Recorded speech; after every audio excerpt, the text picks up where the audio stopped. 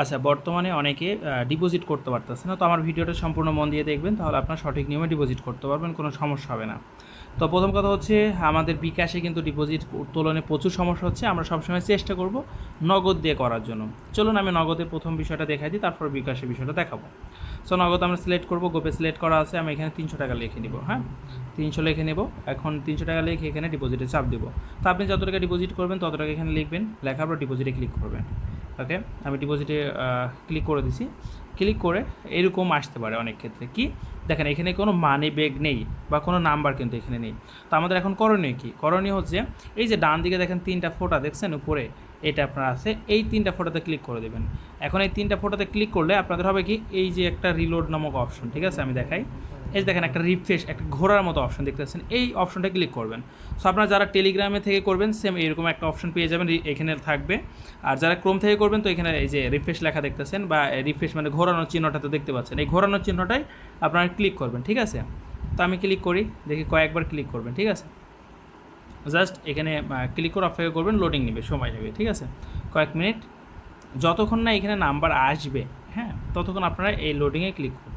তো আমার একটু নেটওয়ার্কটা স্লো, যার জন্য একটু সময় লাগতেছে। আমি কয়েকবারই লোডিং বা রিলোড করে আমি দেখাচ্ছি আপনাদের। এখানে কয়েকবার রিফ্রেশ করবেন এইভাবে, ঠিক আছে। আমি দেখি একবার বা দুইবার করলেও চলে আসতে পারে আপনাদের নাম্বারটা। অনেক ক্ষেত্রে হবে কি, একবার দুইবার না, অনেকবার রিফ্রেশ করা লাগবে, বা অনেক ক্ষেত্রে সরাসরি এখানে নাম্বার চলে আসবে। তো নাম্বার চলে আসলে তো আপনার কোনো সমস্যা নেই। আর যতক্ষণ না নাম্বার আসবে আপনার করবেন কি, এভাবে রিফ্রেশ করতে থাকবেন, ঠিক আছে। রিলোড, এই যে দেখেন অলরেডি নাম্বার দিয়ে দিছে তারা, ঠিক আছে। এখানে রিলোড করলে আপনার নাম্বার চলে আসবে। তো এখানে বলতেছে ক্যাশ আউট করতে, কেউ সেন্ড মানি করবে না, সরাসরি লেখা আছে ক্যাশ আউট। তো আমি নাম্বারটা কপি করবো সর্বপ্রথম। তো এই যে কপি করলাম, কপি করে আমার নগদে যাব। এখানে আমার ক্যাশ আউট অপশন আছে, ক্যাশ আউটে আমি নাম্বারটা জাস্ট দিব। নাম্বারটা এখানে দিয়ে দিলাম। এখন নাম্বার দেওয়ার পর আমি যেহেতু 300 টাকা ডিপোজিট করবো, তো 300 টাকা আমি লিখবো। 300 টাকা লেখার পর আমি এখানে আমার পাসওয়ার্ডটা দিব। ওকে, পাসওয়ার্ড দেওয়া কাজ শেষ। আমি জাস্ট এখানে ট্যাপ করে ধরে রাখবো। ধরে রেখে আমি এটি একটি স্ক্রিনশট নিয়ে রাখবো, অবশ্যই একটি স্ক্রিনশট নিয়ে রাখবেন, ঠিক আছে। এবং এই যে দেখেন ট্রানজ্যাকশন আইডি, এই ট্রানজ্যাকশন আইডিটা কপি করে নেবেন। ওকে, আমি ট্রানজ্যাকশন আইডিটা কপি করে নিচ্ছি। কপি। এখন চলে যাব ওয়েবসাইটে। এই যে দেখেন নিচে যে ফাঁকা ঘরটা আছে, এখানে জাস্ট ট্রানজ্যাকশন আইডিটা আপনি বসায় দিবেন। তো আমি রীতিমতো এখানে বসাই দিলাম এবং নিশ্চিতে চাপ দিয়ে দিলাম। কি করব, নিশ্চিতে চাপ দিলে কিছুক্ষণ অপেক্ষা করতে হবে। এই যে দেখেন আমার সঙ্গে সঙ্গে কিন্তু টাকা অ্যাড হয়ে গেছে। কী হয়েছে, টাকা কিন্তু যুক্ত হয়ে গেছে। আমি যদি একটু নিচে যাই তাহলে ডিপোজিটটা আপনি দেখতে পাবেন সাকসেসফুল, সঙ্গে সঙ্গে দেখছেন। এই নিয়মে ডিপোজিট করলে আপনাদের কোনো সমস্যা হবে না। এখন আসুন বিকাশের ক্ষেত্রে। তো বিকাশ যারা ডিপোজিট করবেন তো বিকাশ সিলেক্ট করে নেবেন, একটু নিচে যাবেন, আপনারা যত টাকা করবেন সেটা আপনারা লিখে দেবেন। তো আমি 300 টাকা ডিপোজিট করতে চাই, আমি 300 টাকা লিখবো। তো আমি ডিপোজিটে ক্লিক করব। তো একটা কথা মনে রাখবেন, বিকাশে প্রচুর পরিমাণ সমস্যা। সো এই যে নাম্বার নেই এখানে, আমরা করণীয় কি, এই যে ডান দিকে রিলোড অপশন থাকবে, তারপর রিলোড করে নিব। চলুন 3 লাইনে ক্লিক করে রিলোড করি।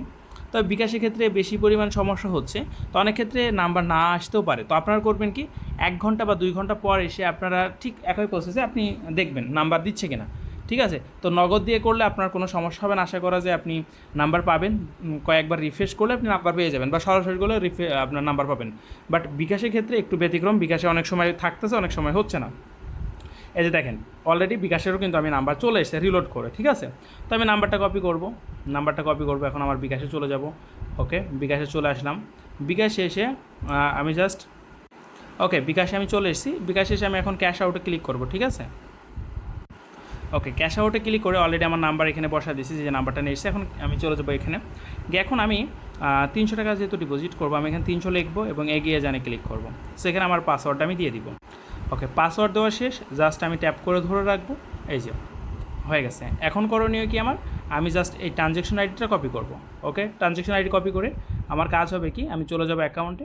এই যে ফাঁকা ঘরটা, এখানে আমি জাস্ট সাবমিট করে এখানে নিশ্চিতে ক্লিক করে দেবো, ঠিক আছে। নিশ্চিত লেখা আছে, নিশ্চিতে চাপ দিয়ে দেবো। ওকে, নিশ্চিতে চাপ দিলাম, সফল দাখিল করা হলো। এই যে ওয়েট করব, আমরা কয়েক সেকেন্ড ওয়েট করলে অটোমেটিক টাকাটা যুক্ত হয়ে যাবে। তো দেখি কতক্ষণ সময় লাগে।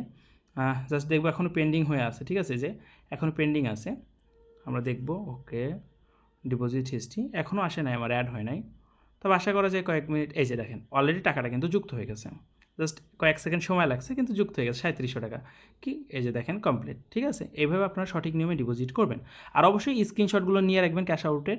যদি কোনো সমস্যা হয়, দেখা যাচ্ছে ক্যাশ আউটের স্ক্রিনশটটা দিলে এটা আপনার সমস্যার সমাধান হয়ে যাবে। তো অবশ্যই মন দিয়ে করবেন ডিপোজিটটা, আর কেউ উল্টাপাল্টা পেমেন্ট করবেন না।